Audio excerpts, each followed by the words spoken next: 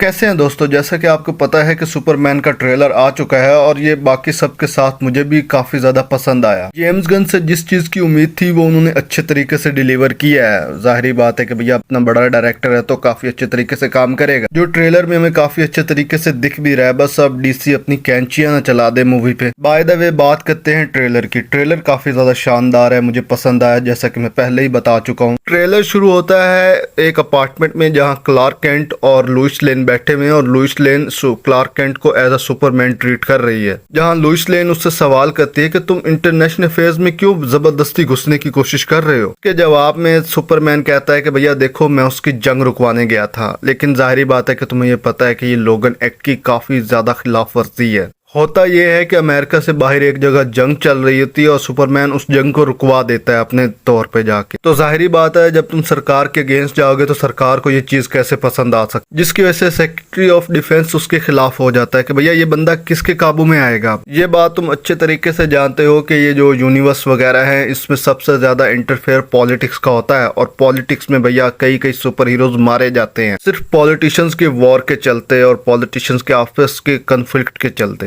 अब जो secretary of defence है वो एक तरह से सुपरमैन को अपने अंडर लेना चाहता है। वो चाहता है कि भैया सुपरमैन हमारी मर्जी के खिलाफ किसी दूसरे मुल्क के काम में मुदाखलत न करे। जो सही भी है कि भैया तुम कैसे किसी दूसरे मुल्क में जाकर जंग रुकवा सकते हो और कोई भी किसी भी तरीके से मुंह उठा के चला जाए कि भाई जंग रोको वरना मैं तुम्हें तबाह कर दूंगा। ऐसा तो नहीं ना होता। जाहिर बात है कि भैया एक बंदा जिसको तुम कुछ बिगाड़ नहीं सकते, इसके बावजूद तुम उसको भाई हथकड़ी पहना रहे हो। इन शॉर्ट ये बात समझ लो कि जो अमेरिका है वो हर पावरफुल चीज को अपने हाथ में रखना चाहता है और भैया सुपरमैन को भी सरकारी बनाना चाहता है कि भैया ये सिर्फ हमारे हिसाब से चले। हम कहें तो किसी भी मुल्क के साथ वॉर छेड़ दे और हम कहें तो भैया रुक जाए। जहां जाहिर बात है इसके ऑपोजिट भी कुछ लोग आ जाते हैं, हॉक गर्ल, ग्रीन लैंटर्न और भी बहुत सारे सुपर हीरो कैरेक्टर जो चाहते हैं कि भैया सुपरमैन ऐसी हरकत ना करे, जाके सरकारी ना बन के बैठ जाए। ये बात तुम अच्छे तरीके से जानते हो कि जब सुपर हीरो सरकार की सुनते हैं तो उनका अपना कितना नुकसान हो जाता है। ये तुमने कैप्टन अमेरिका सिविल वॉर में देख लिया होगा। वहां पॉलिटिक्स के चलते कितना कुछ हो गया था, ये बताने की जरूरत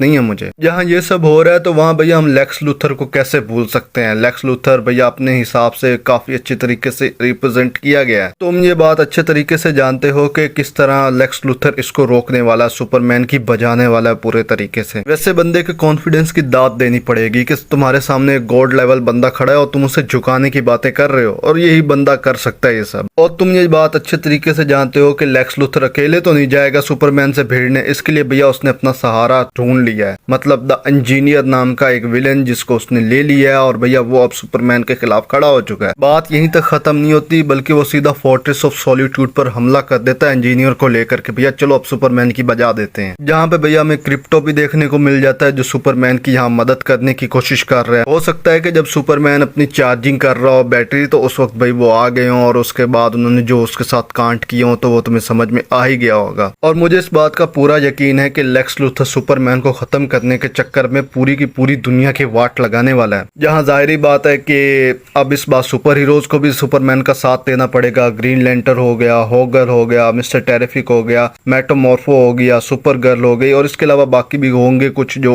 इसकी मदद करने आएंगे। जाहिर बात है जेम्स गन की मूवी है तो इसको किसी हद तक रियलिटी के थोड़ा बहुत नजदीक ले जाने की कोशिश करेंगे। वैसे कौन सी ये रियलिटी है। जहाँ इतने सारे प्रॉब्लम चल रहे हैं वहाँ क्लार्क कैंट की जो पर्सनल लाइफ है वहाँ पे भी कोई ज्यादा अच्छा नहीं चल रहा है। जहाँ वो ये बात समझने की कोशिश कर रहा है कि वो किस तरह अपनी क्रिप्टोनियन लाइफ और अपनी ह्यूमन लाइफ को बैलेंस करके लेकर चल सकता है। जहां तुम ये बात अच्छे तरीके से जानते हो कि इसमें भी उसके फादर का बहुत अहम रोल है। जोनाथन कैंट जो हमेशा उससे ये बात याद दिलाते रहते हैं कि तुम जो करते हो वही तुम्हें बनाता है, मतलब कि तुम्हारे एक्शंस ही तुम्हारी जिंदगी की एक बहुत बड़ी रिफ्लेक्शन है। लेकिन इनको कौन समझाए कि भैया सरकार वरकार इन तरह की चीजों पर यकीन नहीं करती, उनके पास दिल नहीं होता है, वो अपने हिसाब से काम करती है और इस तरह बेचारे लड़के को फंसा दिया इस सब में। वैसे तो इन्होंने ग्लिम्स और ट्रेलर रिलीज कर करके आधी मूवी तो दिखा ही दी है हमें, अब बाकी देखते हैं कि पूरी मूवी में क्या ही दिखाते हैं ये हमें। इसी के साथ मैं इजाजत चाहता हूं और आपको अगर ऐसा लगा हो कि मैंने कोई चीज मिस कर दी है तो आप कमेंट सेक्शन में बता सकते हैं। इसी के साथ अगर वीडियो अच्छी लगी हो तो चैनल को सब्सक्राइब करें, वीडियो को लाइक करें और शेयर करते हैं।